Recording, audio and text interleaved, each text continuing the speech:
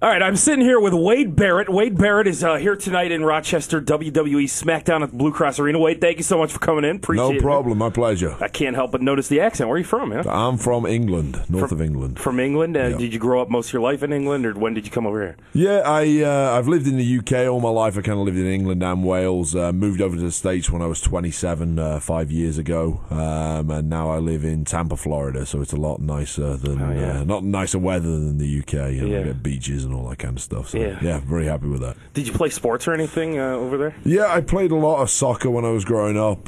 Played rugby too, and did some bare knuckle fighting as well when I was younger. Bare knuckle fighting, badass, dude. So I've done a few different sports and fell into pro wrestling via those, I suppose. Now I don't know if these people still exist, but I used to be huge into wrestling, like when I was younger a little bit, and unfortunately have fallen out a little bit. But I used to be huge into it. But I remember when it was wrestling is fake, wrestling is fake. You as a dude who freaking knows it's that's real athletic competition out there. You're taking your lumps. You just dislocated your elbow back in February. And B, you were a frigging bare knuckle fighter. You must just want to deck those people. Do those people still exist? You know, they do exist. I mean, we're upfront about it. What we do is entertainment. We're not looking to go out and still, though, none of these guys can go out and do what you do. It's a tough job. I mean, you need to have a special blend of athleticism, showmanship. You need to be able to take a lot of pain. I mean, I'm covered in scars. I've broken my nose at least 10 times. I've got a 12-inch scar on my back. I've got a new 3-inch scar on my elbow. I mean, we get punched in the face, essentially. I mean, there's only so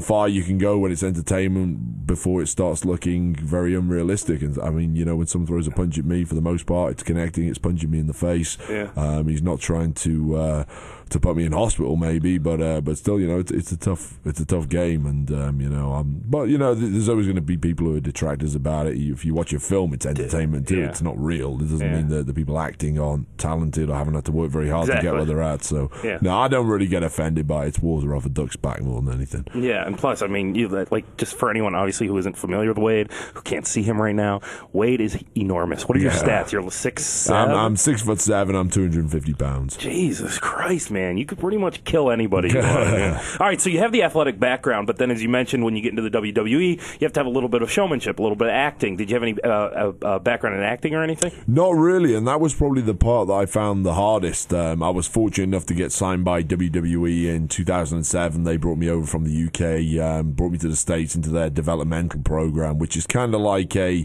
minor league system, but for pro wrestling. So I got to work on my in-ring skills and also my kind of showmanship, my presentation, my mic skills, that kind of thing, and developed the character, so to speak, whilst I was in the developmental system, and that really helped me with the showmanship side of things, and took it from there. So you're a bad guy, right? I am. Well, the crowd certainly sees it that way. Have you been a good guy yet, or are you a bad guy the whole time? When I first started off in the UK, I wrestled on an independent circuit over there, and I was wrestling in front of very small crowds of maybe 50 to 100 people at times, and it wasn't glamorous at all. What you see on TV now with WWE, the lights, the pyrotechnics, the colours, and all that stuff, very glamorous.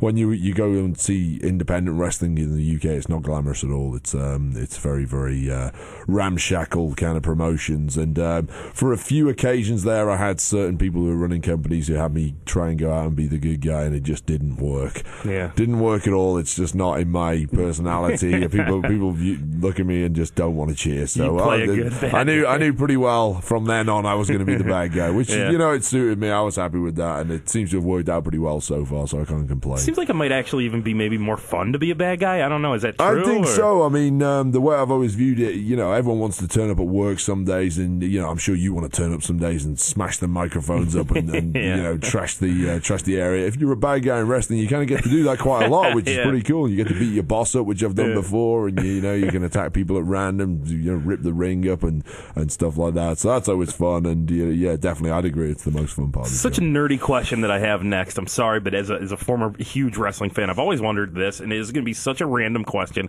I've always wanted to ask it. Please forgive me for this, okay?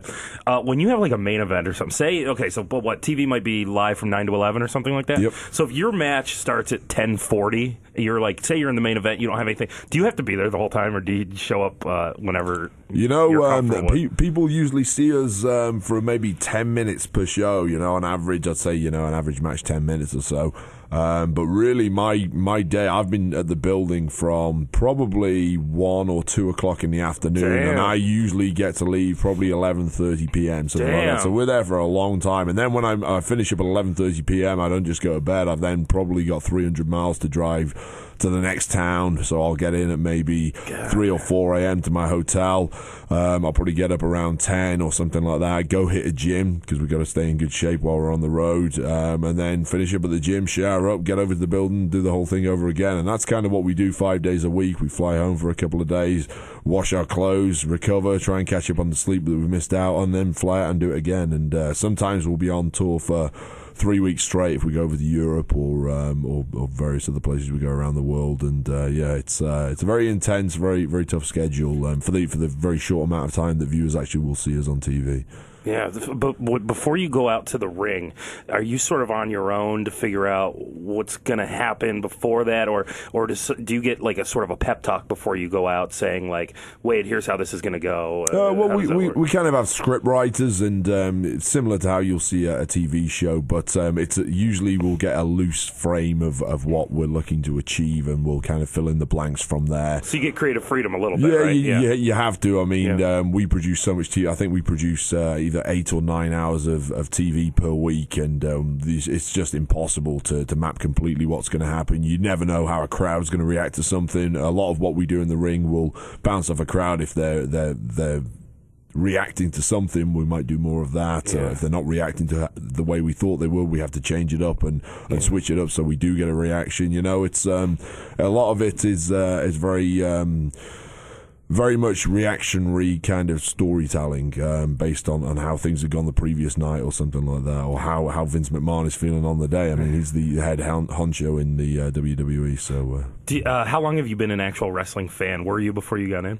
Yeah, I started watching wrestling when I was probably 9 years old, back in 1989, 1990, something like that. I was a huge fan of Hogan, the Ultimate Warrior, the British Bulldog, Davey Boy Smith, Shawn Michaels, Bret the Hitman Hart, all remember those Michaels guys. and Bret Hart, that match, I think WrestleMania, the 60-man Iron Man match. Incredible. Tie into overtime. It's one amazing. of the best matches ever. Absolutely. Dude. I mean, they were two guys who really inspired me, and two of the main reasons why I became a wrestler. But yeah, I was a huge fan all my childhood, stayed a fan through my teens, got to the age of about 19 or 20, and I read a book by a guy, Mick Foley, who was a wrestler in Mankind. He was a huge star.